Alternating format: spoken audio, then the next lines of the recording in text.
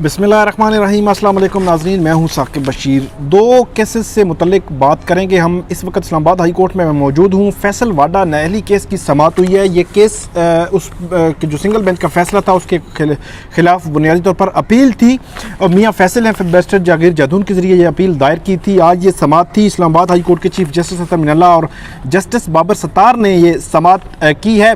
गुज़श्ता हफ्ते भी ये 2 दफ़ा ये अपील समाअत के लिए मुकर्रर हुई, लेकिन इस पर समाअत नहीं हो सकी थी, तो इसलिए आज ये बड़ी अहम समाअत तस्वर किया जा रहा था। और इसमें मेरी नज़र में फैसल वाडा को बड़ा रिलीफ मिला है। वो रिलीफ क्या है और आज की समाअत का अहवाल क्या है। तकरीबन 15 मिनट ये समाअत जो है वो जारी रही है। बड़े अहम रिमार्क्स, बड़े अहम फैसलों के हवाले भी दिए गए हैं, लेकिन फैसल वाडा के लिए मेरा ख्याल ये है कि इसमें रिलीफ है, बड़ा रिलीफ है, क्योंकि हाई कोर्ट ने इस पर बड़ी ऑब्जर्वेशन दी है। दूसरा मामला है जो हाई कोर्ट में जो गुज़श्ता वीडियो में भी मैंने आपको बताया था कि 11 वकला के ख़िलाफ़ जो डिस्ट्रिक्ट कचहरी में 8 फरवरी का मामला था, उसमें 11 वकला के ख़िलाफ़ मिसकंडक्ट की कार्रवाई का आगाज़ हो गया है और उस पर आज समाअत थी। उसमें क्या हुआ और इंसदाद दहशतगर्दी अदालत से किन किन वकला की ज़मानतें जो है वो आज मंजूर हो गई हैं हाई कोर्ट हमला केस में। सबसे पहले हम बात करते हैं फैसल वाडा केस की। इस्लामाबाद हाई कोर्ट के चीफ जस्टिस अतर मिनल्ला और जस्टिस बाबर सत्तार ने ये समाअत की।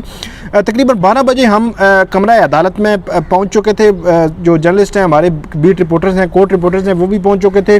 वहाँ पे जो जागीर जदून हैं वो भी मौजूद थे। उनसे भी मेरी बात हुई, इस केस से मुतल्लिक भी बात हुई, क्योंकि सिंगल बेंच का जो फैसला था वो सिंगल बेंच ने ये करार दिया था कि फैसल वाडा के खिलाफ जो 2018 के MNA का जो इलेक्शन लड़ना था, उन्होंने कराची से जो नामजदगी फॉर्म जमा करवाए थे उसमें उन्होंने एक तो झूठा हलफनामा दिया था, ये केस था सिंगल बेंच में, और दूसरा वो जब इलेक्शन नामजदगी फॉर्म जमा करवाए तो वो दोहरी शहरियत रखते थे। ये 2 पॉइंट पे केस था सिंगल बेंच में। सिंगल बेंच ने फैसला दिया था कि बादियों नज़र में जो फैसल वाडा हैं उन्होंने जो बयान अलवी था वो झूठा बयान अलवी जमा करवाया था, लेकिन क्योंकि जिस दिन 3 मार्च को ये फैसला आया था तो उस वक्त फैसल वाडा MNA की जो MNA शिप जो है उस पर रिज़ाइन कर चुके थे और सेनेटर शिप के लिए उन्होंने अप्लाई किया था और सेनेटर बन चुके थे। तो अदालत ने ये करार दिया था कि क्योंकि वो अब पब्लिक ऑफिस होल्डर नहीं रहे तो इसलिए हम जो इस पर फैसला नहीं दे रहे, लेकिन बादियों नज़र में फैसल वाडा का जो हलफनामा है वो उन्होंने झूठा करार दिया था। लेकिन इस मामले को इलेक्शन कमीशन को भेजा था कि इलेक्शन कमीशन में जो मामला पेंडिंग है अब इलेक्शन कमीशन इसको देखेगा, और सिंगल बेंच ने कहा था सुप्रीम कोर्ट ऑफ पाकिस्तान के फैसले के तनाजुर में ये इलेक्शन कमीशन को मामला भेजा था। आज इस पर जब समाअत शुरू हुई तो शुरू में ही जो चीफ जस्टिस हैं उनकी जानिब से ये कहा गया कि आपने फैसल वाडा की MNA शिप जो थी उसके खिलाफ आपने पिटीशन दायर की थी और अब तो वो MNA शिप ख़त्म करके रिज़ाइन करके अब सेनेटर बन चुके हैं। क्या बतौर सेनेटर उनकी जो पोजीशन है उसको चैलेंज किया गया है। तो जो बैरिस्टर जागीर जदून है दरख्वास्त गुजार के अपील वकील थे, उनकी जानिब से ये कहा गया कि मुझे इस हवाले से इल्म नहीं है कि उनको उनकी सेनेटरशिप को चैलेंज किया गया है कि या नहीं किया गया। तो चीफ जस्टिस ने यह कहा कि हमने कानून के मुताबिक हमने फैसला करना है, जो कानून है उसको देखकर ही हम जो है इस मामले में आगे बढ़ सकते हैं। और सिंगल बेंच ने यह कहा है कि इलेक्शन कमीशन जो है इस मामले में मुकम्मल बाइख्तियार है। और चीफ जस्टिस ने यह भी कहा कि इलेक्शन कमीशन का इस मामले में इख्तियार जो है उसको सुप्रीम कोर्ट ऑफ पाकिस्तान के मुख्तलिफ जजमेंट्स, मुख्तलिफ फैसलों के फैसले मौजूद हैं जिसमें वाज़ेह तौर पर कहा गया है कि इलेक्शन कमीशन इन मामलात को देख सकता है और वो बाइख्तियार है। तो इस वक्त चीफ जस्टिस ने कहा कि इस वक्त आपकी जो दरख्वास्त है गैर मौसर हो चुकी है, क्योंकि जिस MNA शिप के खिलाफ आपने दरख्वास्त दी थी वो अब जो है उसके रिज़ाइन करके सेनेटर बन चुके हैं। तो इस पर जागीर जदून जो है वकील, उन्होंने कहा नहीं, इस वक्त भी उनके खिलाफ दरख्वास्त दायर हो सकती है, क्योंकि प्रोसेस जो था उसमें उन्होंने झूठ बोला और झूठा हलफनामा दिया जो इलेक्शन कमीशन में, तो उसमें अभी भी रिट जो है वो दायर जारी हो सकती है। उस हाई कोर्ट भी इसमें फ़ैसला कर सकती है। उन्होंने ये कहा कि 61C के तहत 63(1)(c) के तहत फैसल वाडा ने जो झूठ बोला था और वो उसमें नायल हो सकते हैं। इसके अलावा जो बैरिस्टर जागीर जदून है उन्होंने अपने दलाइल में ये भी कहा कि फैसल वाडा ने नामजदगी फॉर्म जमा कराते हुए झूठा हलफनामा दिया और अभी तक उन्होंने किसी भी कोर्ट में जो जहाँ पे केस था कोर्ट जो प्रोसीडिंग के दौरान उन्होंने अपना ये जो झूठा हलफनामा देने के हवाले से जवाब है वो जमा नहीं करवाया और जवाब जो है वो मंजर आम पे नहीं लाए। तो चीफ जस्टिस ने यह पूछा कि क्या इलेक्शन कमीशन इस मामले को देख रहा है, तो वकील ने कहा कि इलेक्शन कमीशन देख रहा है लेकिन हाई कोर्ट भी इस मामले को अलग से देख सकती है, ये लॉ में मौजूद है। उन्होंने मुख्तलिफ हवाले भी दिए कोर्ट के सामने। तो चीफ जस्टिस ने यह कहा कि जो सिंगल बेंच का फैसला था उसमें यह नहीं कहा गया कि जो बयान अलफिया फैसल वाडा का वो गलत नहीं था। हमने बाकायदा तौर पर सिंगल बेंच ने ये तय कर दिया, अब इलेक्शन कमीशन ने इस मामले को देखना है। तो अदालत ने यह भी कहा कि जब MNA ही नहीं रहे फैसल वाडा तो उनके खिलाफ कैसे जो है रेट या कोई ऑर्डर जो है वो ये अदालत जारी कर सकती है।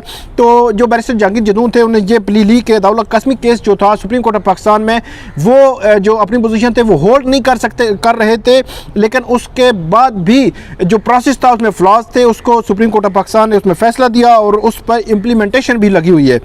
तो हाई कोर्ट जो है वो प्रोसेस जो जिसमें वायलेशन हुई है, प्रोसेस को वायलेट किया गया है, उस पर जो है वो ऑर्डर जारी कर सकती है, ये कहा बैरिस्टर जहांगीर जदून ने।